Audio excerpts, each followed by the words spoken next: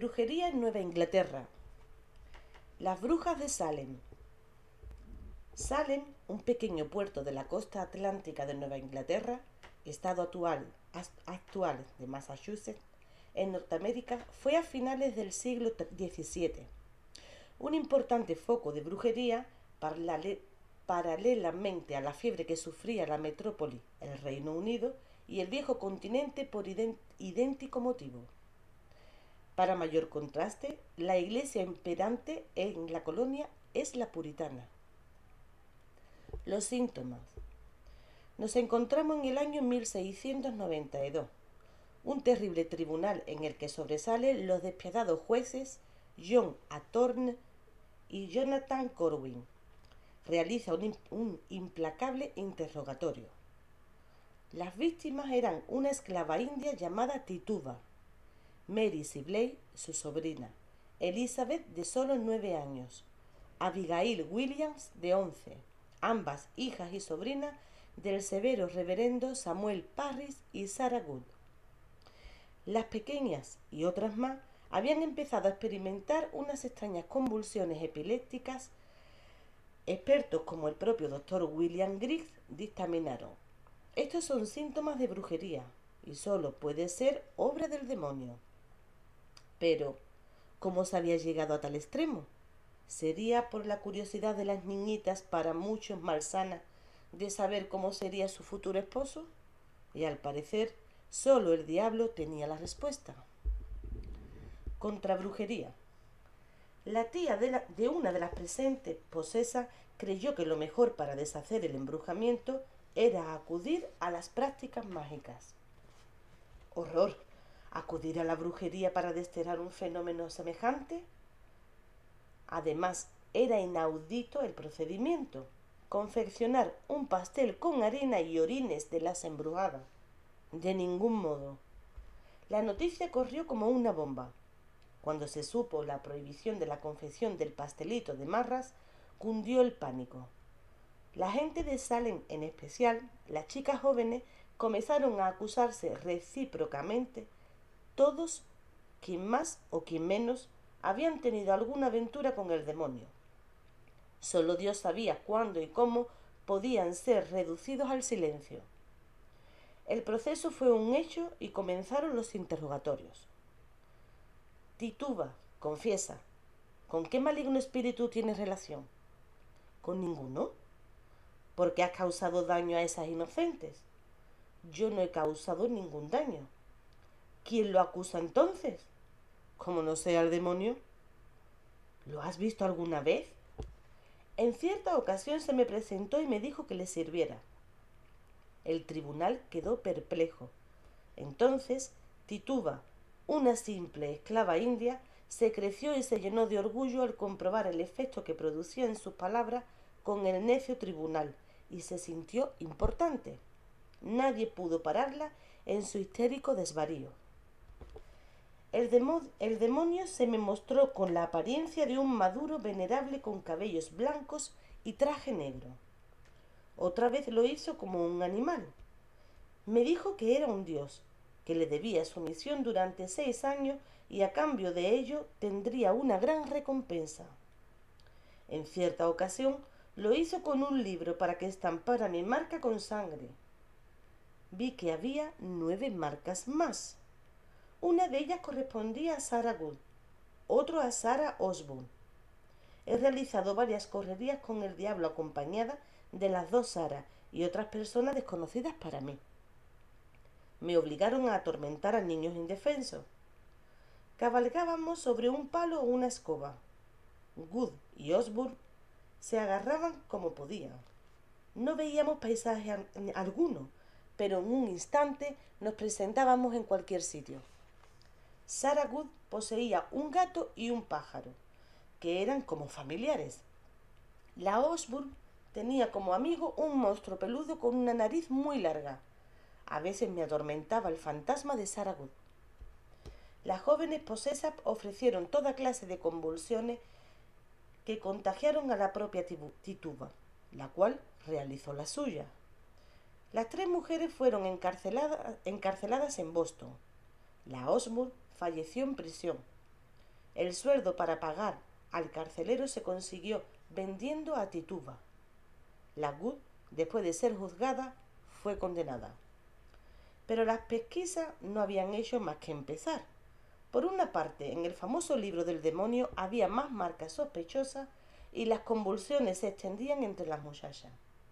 Se dijo que las presas, a pesar de hallarse bien encerradas y custodiadas en la cárcel, aparecían donde querían para asustar al respetable y las adeptas aumentaron. Las denuncias proliferaron muchas veces en personas inocentes. Jarabe de palo, clamó alguno. Un buen garrotazo a tiempo y se acabarían las convulsiones. Pero la mayoría no creía en este drástico remedio porque los casos de tembleque se multiplicaron. ¿Y si se tratara de una organización de hechiceras y entes maléficos del más allá para acabar con la población? Una chica llamada Abigail Hobbs confesó no importarle dormir sola de noche en un descampado del bosque porque al haberse vendido en cuerpo y alma al demonio, éste la defendería. Bishop, curiosamente en castellano quiere decir obispo, relató con pelos y señales sus relaciones eróticas con Satanás. Derribaron su bodega y encontraron varias muñecas de trapo y pelos de cerda atravesados con agujas en la cabeza y con las puntas hacia afuera. El vudú era pues un hecho. La Bishop era lo que más hacía el fantasma por las noches y los vecinos estaban hartos y asustados. La negra Candy confesó dedicarse a la magia negra. Como prueba, mostró un misterioso pañuelo con varios nudos, guardando en su interior trapos, un trozo de queso y una extraña hierba. No hizo más que enseñarlo y comenzar un concierto de tembleques. Las autoridades quisieron quemar el pañuelo, pero al comenzar su misión, una de las jóvenes posesas sufrió quemaduras en la mano. Metido el pañuelo en agua, 2 posesas más por poco se ahogan. Una tal Mami Red se especializó en provocar cólicos misereres. Los brujos también hicieron su aparición. Algunos hombres, incluso clérigos, fueron acusados de haber caído en las redes de la brujería y hasta se dijo que el número había pasado de 100. Los acosos a las pobres mujeres para que siguieran sus pasos fueron constantes. Lo peor era que el ataque lo sufrían todos, niños, jóvenes, viejos, ricos y pobres. Surgieron casuísticas. En un plano espectral se podía concertar pactos malignos sin que el sujeto, objeto de ellos, se diera por interesado. El juez Atorne no se andaba por las ramas. Si el espectro adoptaba la forma humana es porque el ser vivo consentía y nada más. 2 versiones opuestas. A pesar de que el gobernador Phips había condenado no publicar nada sobre el asunto, en 1692 se autorizó al clérigo Cotton Mather para publicar un informe que tituló Las maravillas del mundo invisible, aunque en realidad era uno más de los muchos manuscritos y panfletos de impresión clandestina que circulaban sobre el tema. Cotton Mather no creía en muchos aspectos del fenómeno. Incluso, en un discurso sobre la brujería, había puesto en guardia contra las patrañas vertidas sobre las brujas. Pero a la vista del daño que podía causar aquella, cambió de opinión e intentó buscar un difícil equilibrio entre lo prohibido y lo falsamente desconocido, al darse cuenta de que ponía en peligro la unidad de la comunidad puritana. Por otra parte, en otro escrito titulado Caso de conciencia, atacaba los procedimientos legales del nefasto tribunal. La posición de ambos fue difícil. La figura de Cotton Mather es controvertida y hasta por su actuación se llegó a tildar de loco. El ambiente enrarecido de Salem. Primero se desató un extraño fenómeno de odio y agresividad, imposible de frenar. Después la gente reflexionó y una ola de compasión se desató entre los ciudadanos que pensaron que tanta horca y tanto patíbulo habían llegado demasiado lejos. El consenso había sido roto. Cotton Mather intentó recomponerlo, pero a la vez estudiar el fenómeno como un auténtico especialista. Incluso se ofreció para cuidar a 6 jóvenes posesas en su propia casa. Pero eso era muy peligroso. Mather, con la ayuda del Señor, pensaba vencer en la empresa. Rechazó combatir la brujería con la propia brujería. Parecía absurdo. ¿Cómo combatir a Satán con sus propias armas? Pensaba que solo la fe podía darle la victoria. Pero Cotton Mather se encontró frente a un enemigo más peligroso. Este era un tal Robert Calef, extraño personaje, medio tejedor, medio mercader, descreído y libertino. Salió a la palestra pregonando que todo aquello era una enorme comedia. Manifestó que las posesas que se presentaban ante Cotton Mather para que le frotara el estómago como alivio no llevaban ninguna ropa en el pecho. El alcance de tales palabras en un ambiente puritano fue fulminante. Cotton Mather recomendó que fuera la sirvienta la que hiciera la friega, pero ni por eso. Cotton Mather se defendió diciendo que no hacían toples sus pacientes. Calef le confesó que de hacer toples no había dicho nada, que lo que había manifestado es que no llevaban ropa de noche, pero podían llevar de día.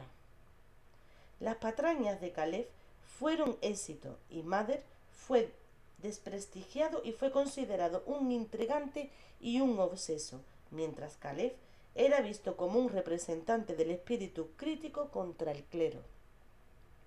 En 1700, Robert Calef publicó sus argumentos en la obra Más maravillas acerca del mundo invisible. La rabieta de Mather fue inconmensurable. Los castigos. En Salem, 55 personas fueron torturadas. Hubo 20 penas de muerte. 19 reos fueron colgados. Pero aquello era tan solo el episodio más fuerte de las persecuciones que había tenido lugar en aquella época de Massachusetts. Los puritanos del lugar reflexionaron y concluyeron en que todos habían pecado y todos debían de arrepentirse. Se prescribieron ayunos y penitencia para borrar lo imborrable, tal como apareció en un decreto reparatorio del año 1696, y el Señor se digne humillarnos y perdonarnos, que se digne alejar del destino del justo la vara del malvado. En 1953, el dramaturgo norteamericano Arthur Miller presentó en las tablas una obra dramática titulada Las brujas de Salem, que tuvo un extraordinario éxito. Brujería europea.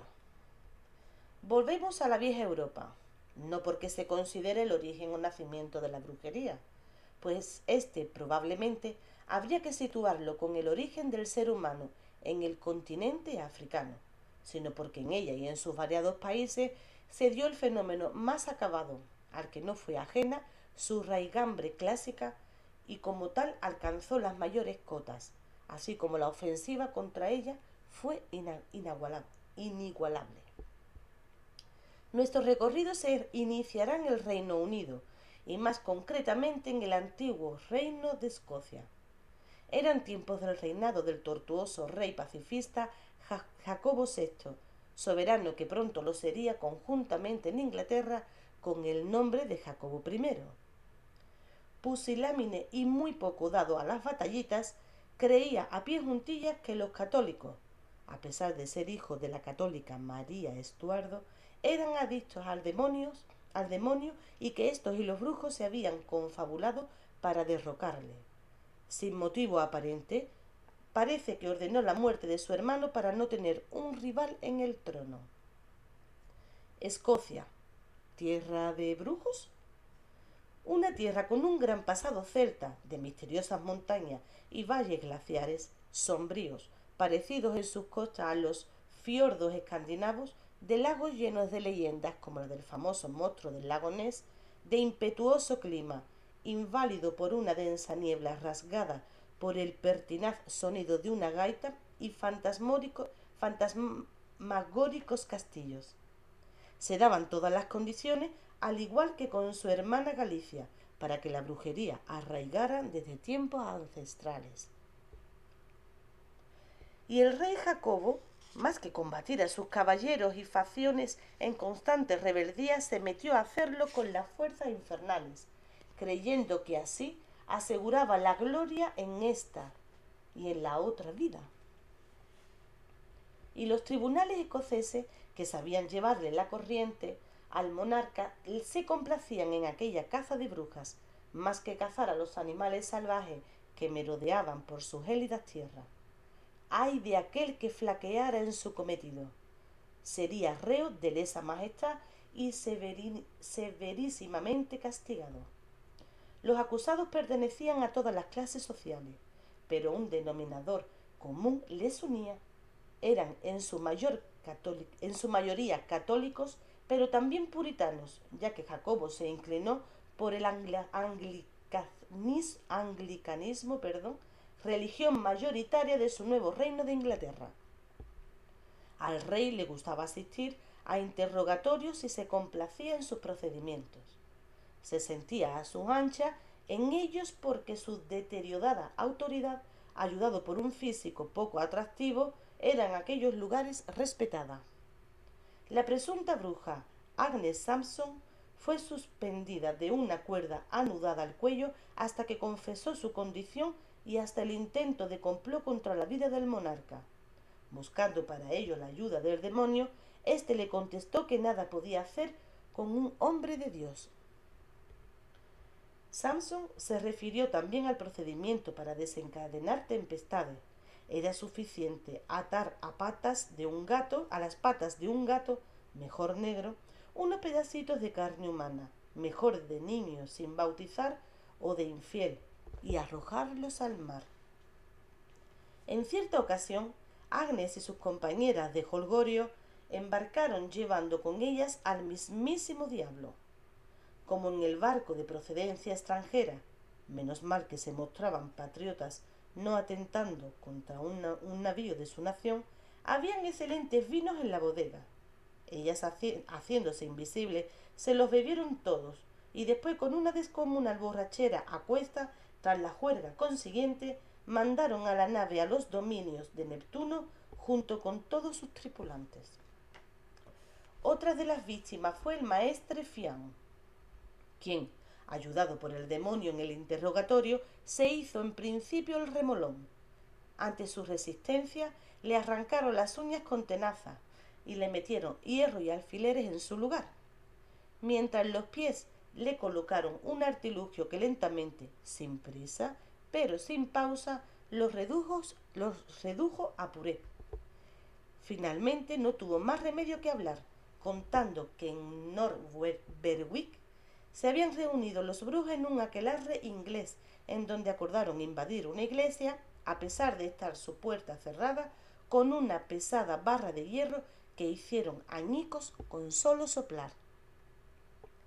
Finalmente no tuvo más remedio que hablar, contando que en Norberwick se habían reunido los brujos en un aquelarre. Debió ser la primera ocupación brujeril de la época en un lugar público, como si de un grupo de gremlins se tratara.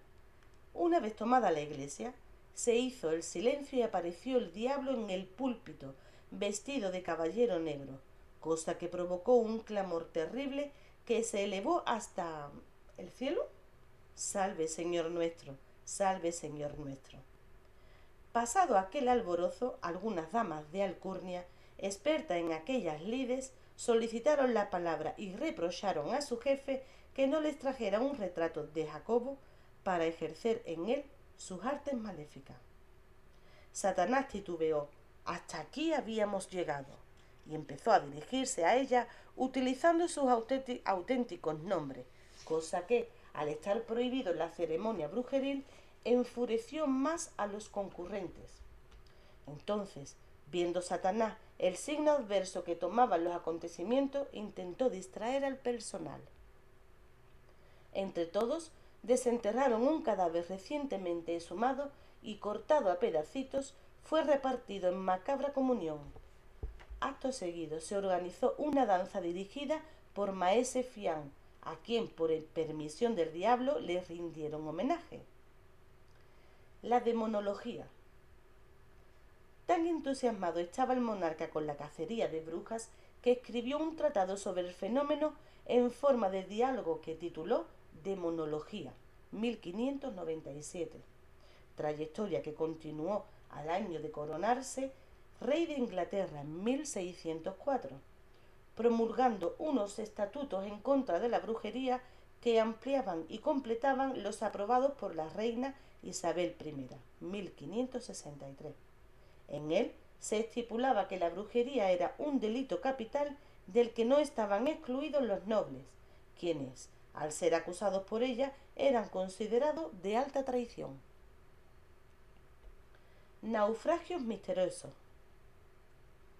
En 1618 un barco partió de Escocia con destino a Francia.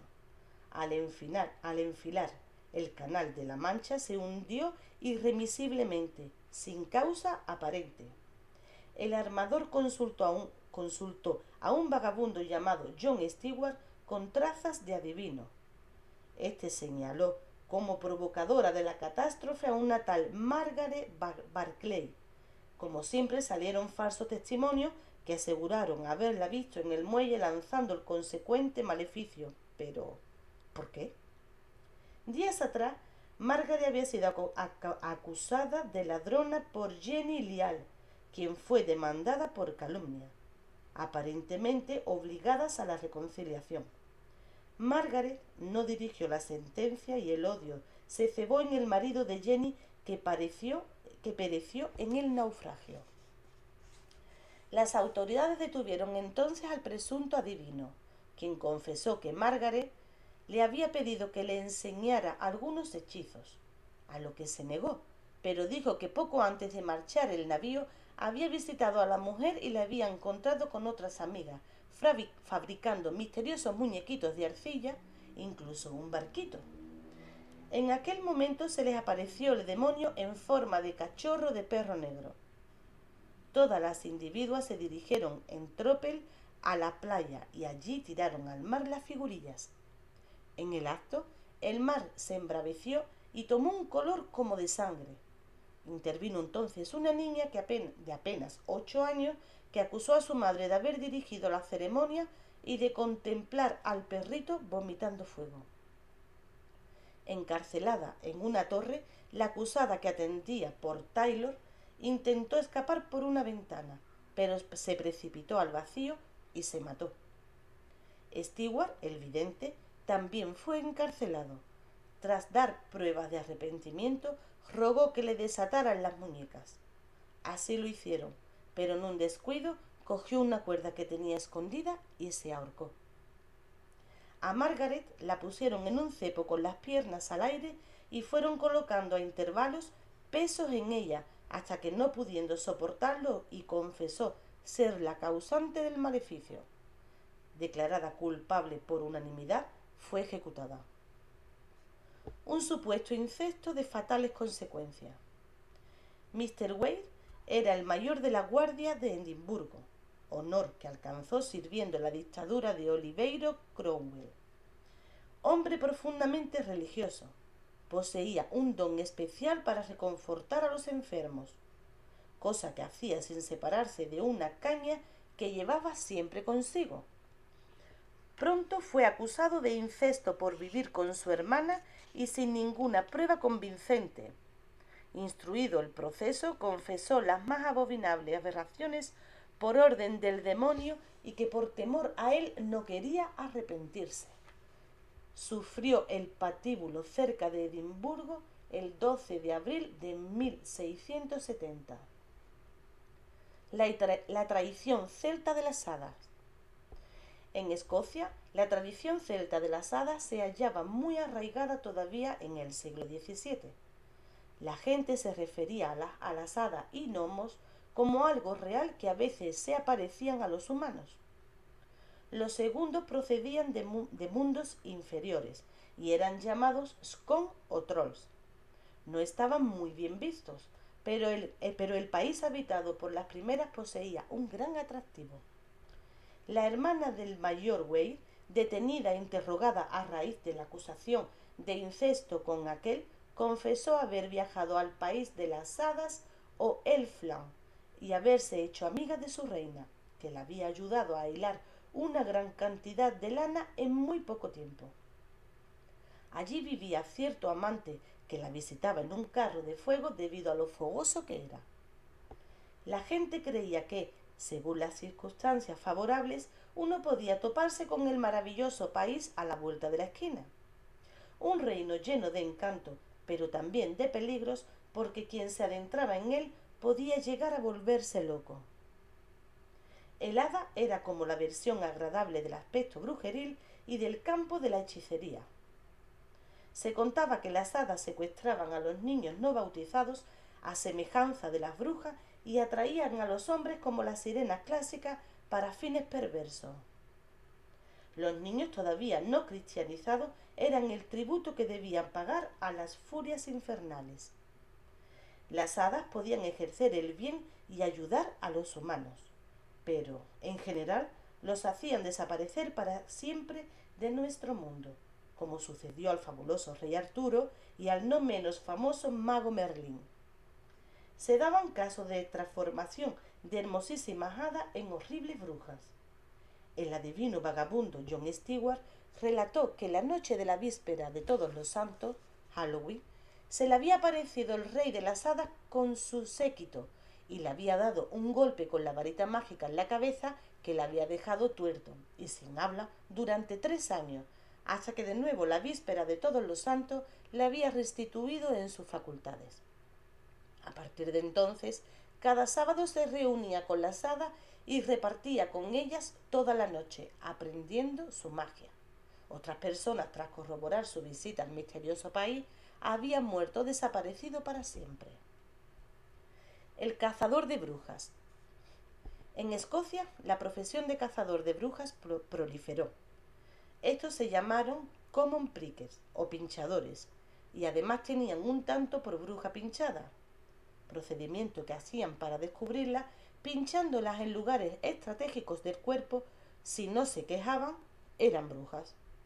En 1678 las autoridades escocesas lo prohibieron por haber pinchado de forma indecente a una mujer honesta.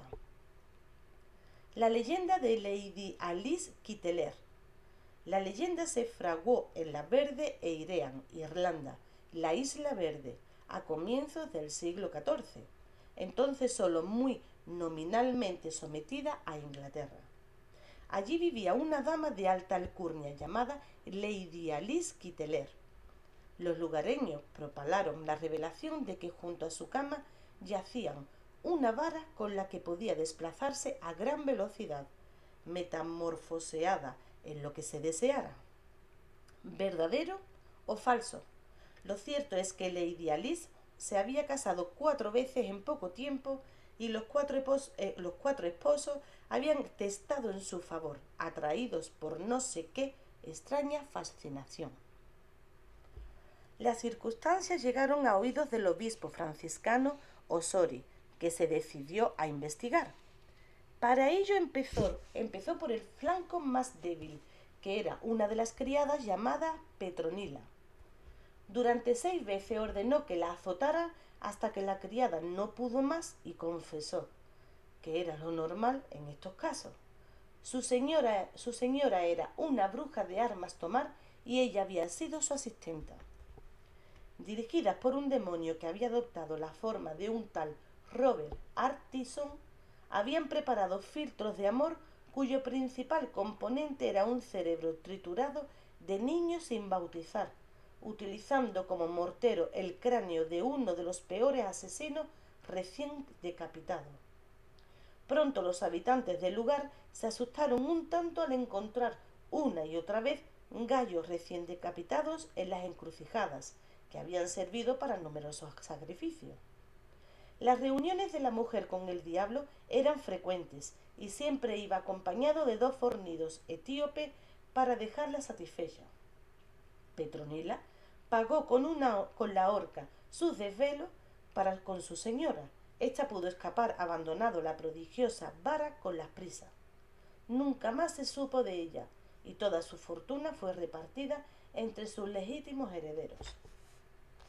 La historia de Elizabeth Sower. Al doblar la segunda década del siglo XVII, existían en el condado inglés de Lancaster dos viejas cuya fama de brujas había traspasado los montes y bosques del lugar poblado por muchas colegas. Era un lugar tan recóndito que sus habitantes no se habían enterado del paso del catolicismo al anglicanismo. Lo que sí temían eran los clanes brujeriles, que por componerse de varios miembros todavía eran más peligrosos. Ante cualquier catástrofe acontecida, se señalaba a aquellos como únicos culpables. Presa de una de las viejas, llamada Elizabeth Souter, con 80 años a cuestas y casi ciega, desdentada y arrugada, más que un acordeón, contó cómo pudo su trágica historia. De joven se había encontrado en el bosque a un apuesto joven trajeado de negro que le dijo llamarse Tip. Durante 6 años intimaron tanto que ya no podían intimar más, pero a cambio le pidió su alma. Tip desapareció, pero siempre que lo llamaba lo hacía bajo la apariencia de un gato negro y lustroso como el azabache.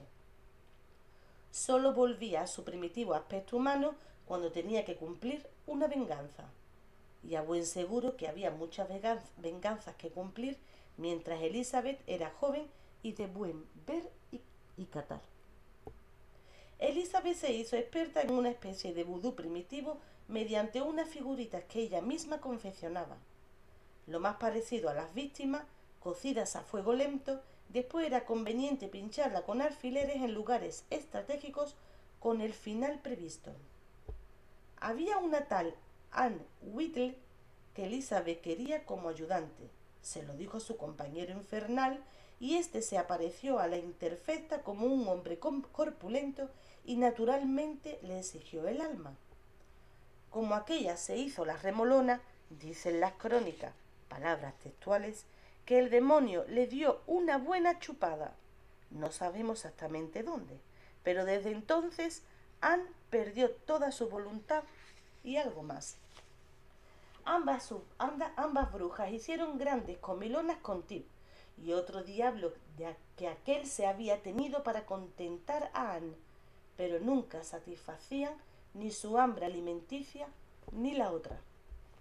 Detenida y encarcelada, Anne se deshizo en acusaciones contra Elizabeth y la nieta de ésta hizo lo propio manifestando que la había invitado a ser bruja y contando todos los maleficios que habían realizado. Una supuesta conspiración. Alguien se fue de la lengua y contó que en la torre Malkin iban a reunirse un ejército de brujas para liberar a sus compañeras y a otras de la misma condición. El plan era expeditivo, nada de procedimientos mágicos. Había que volar al castillo, prisión de Lancaster, tras asesinar a los guardianes y poner a salvo a las presas. De forma un tanto mágica llegaron los planes a oídos del magistrado, que ordenó prisión para la hija de Elizabeth y el hijo de ésta, amén de otras personas y 8 brujas de Samlesbury. Es probable que el trasfondo de todo ello fuera más político y religioso. La vieja Elizabeth falleció tras los interrogatorios, hechos a conciencia, antes de ir a juicio. El nieto James dirigió las acusaciones contra Anne, manifestando que proveía de dientes de ahorcados para realizar maleficios. De sus acusaciones no se salvaron ni sus parientes ni su propia madre. Janet, hermana de James, con solo 9 años, acusó a su hermano como autor de actos brujeriles acompañado de un tal dandy, metamorfoseado en perro. Ambos confesaron la conspiración brujeril para salvar a sus colegas. Janet, en pleno tribunal, fue maldecida por su propia madre. El resultado final nos lo podemos imaginar, el de siempre. el descubridor general de brujas. El cargo de Discovery General fue creado en 1645 en la persona de Matthew Hopkins, abogado de Suffolk, quien recorrió en un año buena parte de Inglaterra cazando hasta 70 hechiceras. Aparecía en los lugares sospechosos con un lujoso séquito auxiliar y se hospedaba en las mejores fondas a costa del fisco. Su sueldo, muy crecido, se lo había asignado él mismo por visita y cabeza de bruja capturada. Pero manifestaba que si no obtenía 20 víctimas de su visita no valía la pena el desplazarse.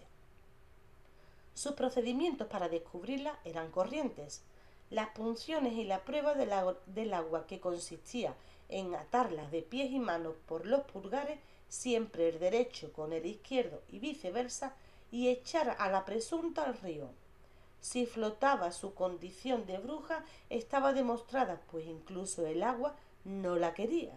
Si se hundía, era inocente. Falta que entonces tuviera la suficiente diligencia para salvarla.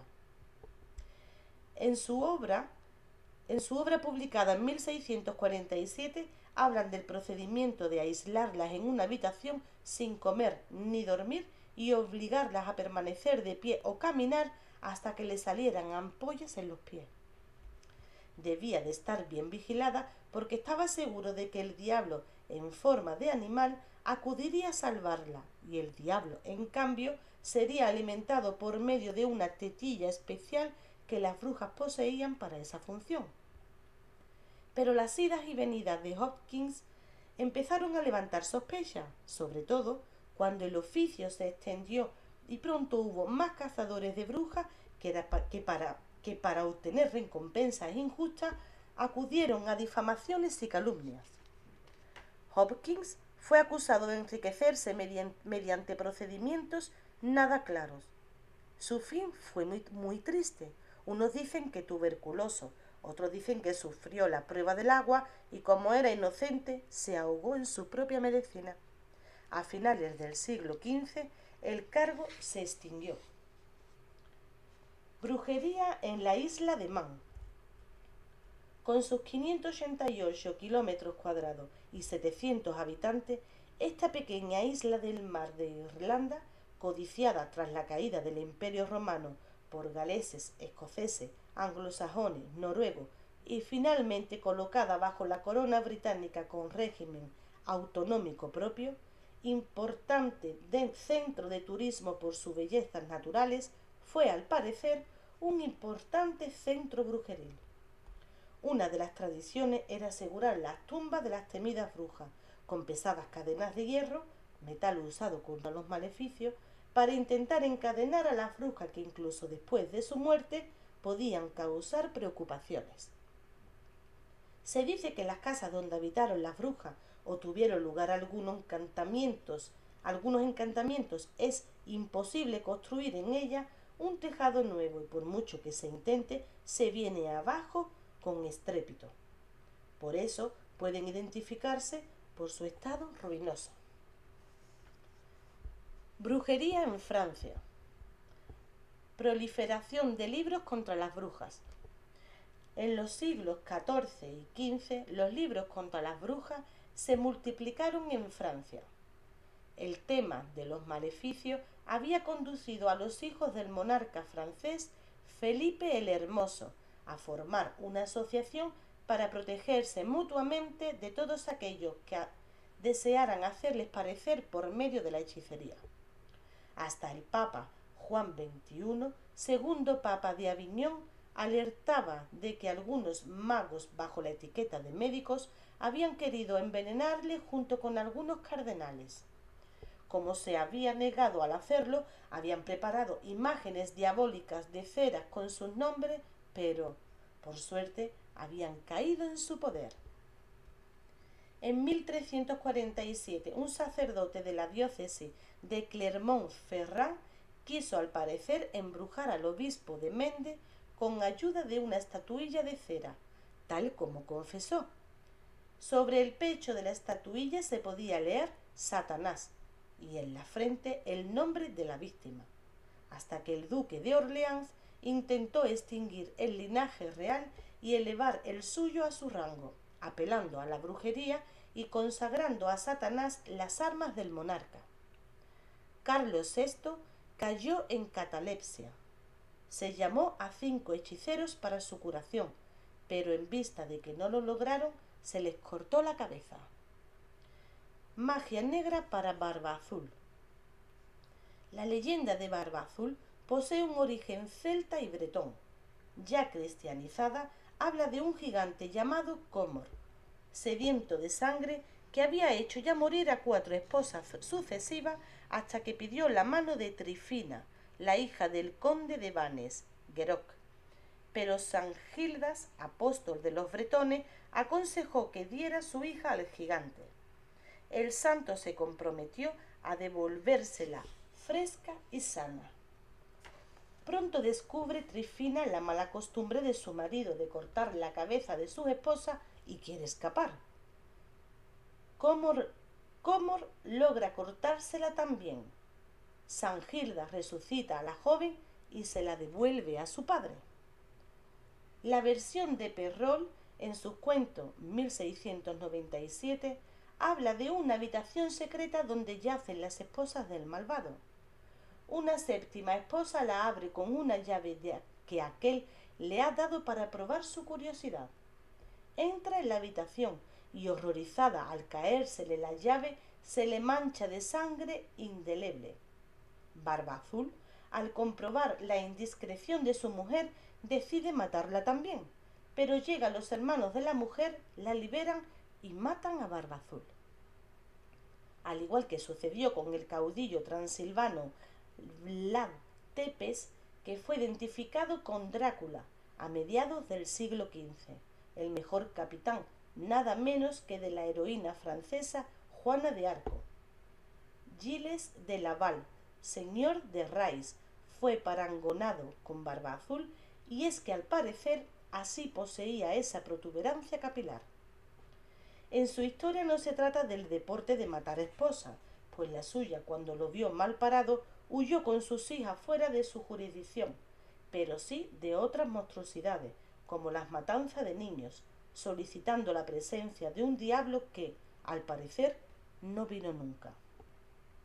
Lo cierto es que después de muchas proezas en la guerra de los 100 años contra los ingleses y de acompañar a la futura santa cuando ésta cayó prisionera y fue martirizada en Rouen, la causa francesa ya estaba ganada. Gilles de Rais se retiró a sus dominios feudales y allí se dedicó a una feroz vida de derroches, que entre orgías y mujeres arruinó pronto su patrimonio. Aconsejado por un repugnante italiano llamado Prelati, se dedicó a la alquimia, intentando obtener el oro que necesitaba para pagar las deudas y, como Fausto, confió en la ayuda de Mefistófeles. No la consiguió, pero sí la de una bruja, la Mefraye, que le proveyó con otras compañeras de centenares de niños desgraciados para sus misas negras, niños que morían sodomizados y tras horribles torturas.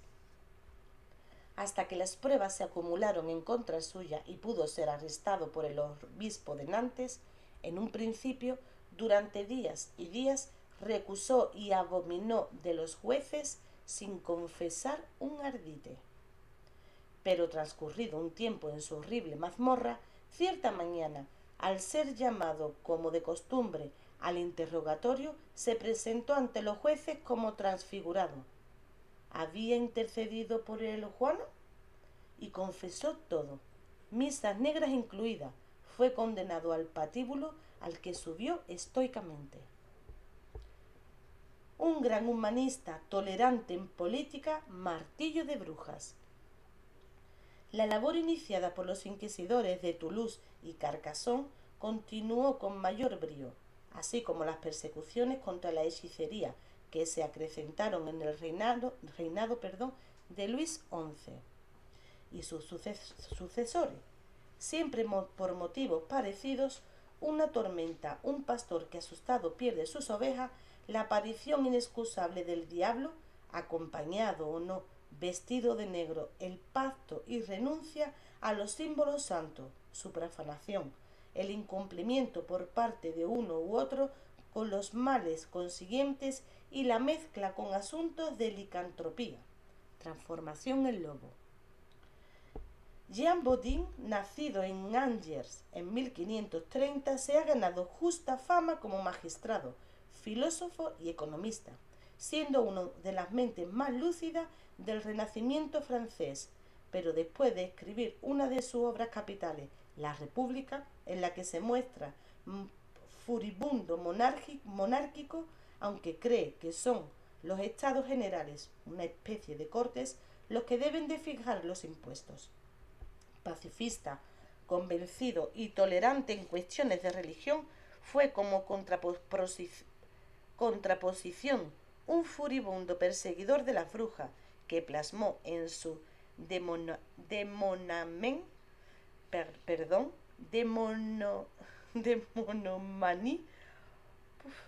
de sorcier, algo así como Manía demoníaca de las brujas o Tratado demoníaco de las brujas, París 1580.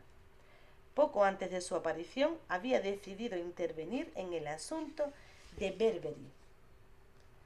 Una trágica historia. Jean Arviller presenció, todavía adolescente, cómo moría su madre en la hoguera de Compiègne en 1546. Además, según lo estipulado, sufrió con entereza por ser hija de una bruja la pena impuesta de 50 azotes, ya que, como era de prever, había sido condenada a la hoguera porque su madre había confesado consagrarla al diablo, pero se salvó de ella dada su juventud. Quiso olvidarse de ello y se dedicó a trabajar duro. Para empezar una nueva vida, marchó de Compiègne y se instaló en Berbery, en donde se casó con un aldeano aficionado a la bebida y a la buena vida. Con él tuvo una hija a quien quiso con toda el alma. Aprendió el arte de preparar brebajes medicinales con hierbas que vendía aquí y allá, pero para terminar sus existencias tenía que regresar de noche, demasiado tarde, y la gente empezó a murmurar. Un día, Jean se peleó con una tal Antoine por defender a su hija, que había hecho lo propio con la de aquella. El rencor le llevó, según suposiciones, a enterrar un objeto maléfico cerca de la cabaña de su rival, pero pasó por allí el buenazo de Jacques Rowling, a quien nadie le había dado vela en aquel entierro, y recibió el maleficio de pleno, enfermó. Jean intentó reanimarlo con sus hierbas, pero todo fue en vano y el pobre Rowling, sin comerlo, ni beberlo, ni saber por qué, murió. El vicario de Berbery instó en un sermón a desenmascarar a las brujas. Quien no lo hiciere incurriría en excomunión. Jean se llenó de pavor. Por la noche junto a su hija huyeron, pero la gente estaba en aviso y las detuvieron. Jean confesó bajo tortura toda su vida pasada. Dijo que una vez a la semana tenía relaciones con Satanás bajo el aspecto de un galán hermosísimo. La había conocido desde que tenía 12 años, cuando se casó con su marido. No se opuso a aquellos amores, ni el memo de su esposo tampoco, pero se negó a tener descendencia con él por deferencia al marido. Jean Bodin, quien asistió al interrogatorio como fiscal, preguntó si había asistido a algún aquelarre, a lo que contestó: solo una vez y fue en espíritu. Después volvió a unirse a mi cuerpo junto a mi marido, que en la cama roncaba un tanto. Bodin afirmó satisfecho: ¿veis cómo las brujas cuando van al aquelarre su cuerpo no se mueve? Bodin fue un intransigente. No se halla dentro del poder del príncipe perdonar un crimen que la ley de Dios castiga con pena de muerte, como es la brujería. Además, aquel príncipe que perdonase crimen semejante insulta a Dios, pues el delito atenta muy gravemente a su majestad. Aquellos que dejasen escapar a las brujas de su castigo o que no las castigasen con el extremo rigor que merecen, pueden tener la seguridad de que serán dejados de la mano de Dios y quedarán a merced de las brujas que defienden. Y aquel país en que esto ocurriera será azotado por graves pestes, hambres y guerras. Ningún brujo o bruja debe de ser absuelto, aunque sea muy difícil culparle. Baste una suposición razonable para hacerlo. Con esta doctrina y la confesión debido al meticuloso tormento aplicado a la presunta no había duda. Bodin se dio un respiro y también lo pagó la desgraciada. Pero entonces sucedió lo que el humanista no esperaba. Jean manifestó que todo lo que había confesado lo había hecho a causa del dolor por el tormento. Bodin estalló y ordenó que le aplicasen todos los grados y frases de tortura, y como Jean ya estaba agotada, volvió a confesarlo todo. Pidió perdón y hasta dio las gracias al tribunal por la benignidad como la habían tratado. La hoguera abrió sus llamas para acogerla y tuvo tiempo aún de ver con resignación cómo a su querida hija le aplicaban la tortura de azotes como lo habían hecho a ella cuando la muerte de su madre. Rosette, mi amor, fueron sus últimas palabras.